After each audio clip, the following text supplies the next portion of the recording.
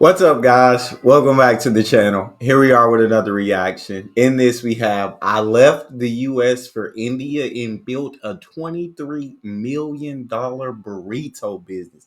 Yeah. I would just like to experience just being rich. Just for a day. No, I don't even want to experience because then I'll be sad to come back to my life afterwards. So unless I'm gonna have it for the rest of my life, I don't even want to see what it feels like. Before we jump in, if you guys happen to enjoy, please don't forget to subscribe, give the video a thumbs up. Also, if you like to support this channel by becoming a member, all you gotta do is hit the join button to receive your exclusive benefits. Let's dive in.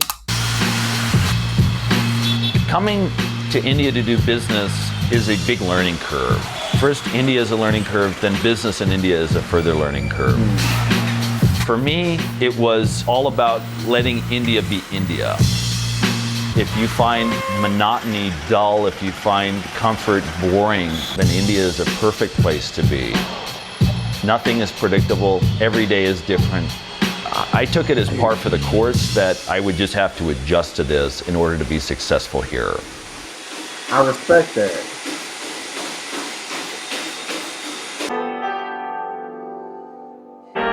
My name is Bert Mueller. I'm 35 years old. I live in Bangalore, India, and I moved here in December 2011.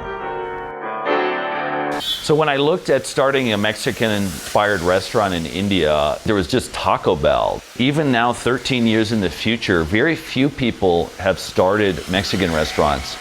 Really? Today, with California Burrito, we have 103 stores. This journey from 1 to 103 stores has taken us almost 12 plus years. They're basically like a Chipotle, kind of a Chipotle type vibe. Okay. Started our first store in our first financial year. We did about $500,000. In the first year? Last year, we did $23 million. It's at about an 85. I feel like usually you hear about a lot of stores like those first year or two, and in that beginning, you're more so losing money. And then, but first year, we was already hitting 500,000 rupees to the dollar.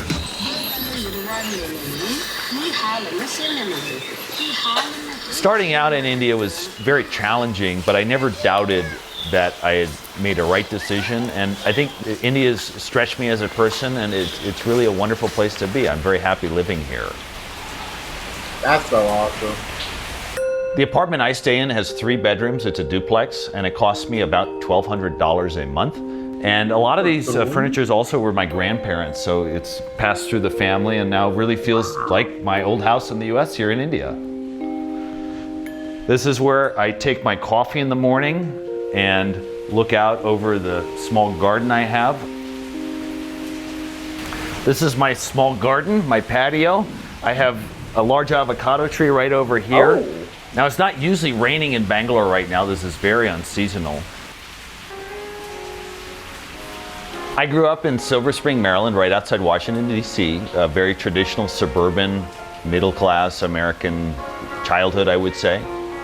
I went to the College of William & Mary in Virginia. I had a double major in music and public policy. I had the opportunity to study abroad, and I saw most people were going to Spain or Italy, and I'm a bit of a contrarian, and I wanted to go somewhere that was radically different than the U.S. 8348. So I decided that India was the place to be. Everybody going to Spain, going to Italy, and my boy chose India. He chose India, and it sounds like, yeah, he absolutely loves life in India, though. He's been there since 2011. It's 2025. Man's is still there. So, and it sounds like the Mexican food market is a untapped market in India. Very few people have touched it. So, I mean, more market. It sounds like more people could go there and be successful in that space. Gosh, my first trip to India was just crazy in a sense, and it was so different than what I had grown up with. I came out here with about 20 people on the study abroad program. Some people got sick. Some people, didn't like the food. It didn't treat their system well. I feel that. I was certainly someone who blossomed and was very comfortable navigating India, whereas most other people in the program weren't. As an individual, I've always been somebody who's extremely frugal. What do I spend? In terms of groceries, I spend anywhere between $150 to $200 a month. Once I came to India and then I went back, I never wanted to have Indian food in the US again because whatever I'd had in India was so good, everything else paled in comparison. On eating out, it's probably another $200 a month, maybe $400 if it's a very active month. The challenges of living here is it can be frustrating to get things done. Patience is kind of the right strategy usually. You know, they say fortune favors the bold. I would say India favors the patient. The other thing is, you know, knock on wood, I had actually not had any health issues, but last year I got dengue in August, and then I got typhoid in January. So I'd gone for 13 years with no problems, and then last year I got 2. So, you know, there are health issues that can arise that would not happen in the US, and these are not small issues. All the people in our program were living with families. One of my friends was of Mexican origin, and one day I came over to her house and I saw she'd made this food for the family she was living with, and they were loving the food. As soon as I saw that, I thought, you know, that maybe this was something I could do. I could bring Mexican-inspired cuisine to India. Hey, see that I did just saw it, and that automatically sparked in his brain. I feel like I never had that like type of brain to think like that, to see a demand, see that there's no supply, that I can be the supply in order to fill that demand. I feel like that's really dope, and I'm hugely inspired by people who kind of go out on a limb and work for themselves or start a business. It's really dope to me. Y'all talk to me in the comment section though. How much do y'all like Mexican food? Have you ever tried it? And if you have, how much do you like it? I've gotten to try Indian food once, but it was at a bad spot, so I won't judge it off of that. But I really need to try it again.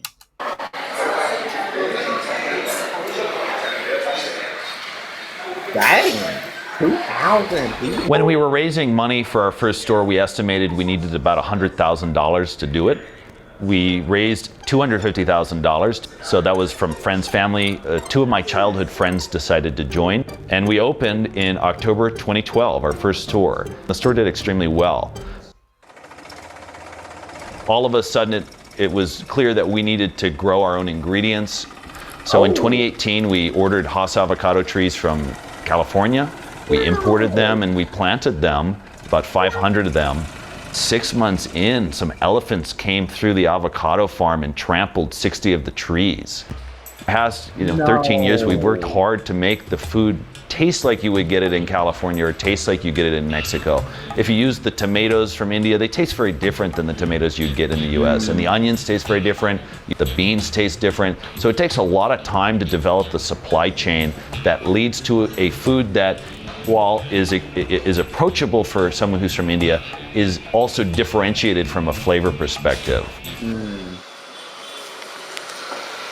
Finances. So when we break down that $23 million revenue, our food costs are about 37% food and packing costs. Our labor costs would be about 12% and approximately 4% on marketing. Real estate would be about 9%. And then corporate overhead would be about 5%, and we have other operating expenses. So at the bottom line, you could say it's around 10%. Our plan is to reach 300 stores by 2030, at which point we would probably list the company and do an IPO in India. And we'll see what happens. Nice, bro. For me, living in India feels like I'm a part of this incredible once-in-a-lifetime growth story. India is on a growth story that other countries have already gone through, and to be able to witness the transformation and change that people's lives are experiencing is really powerful.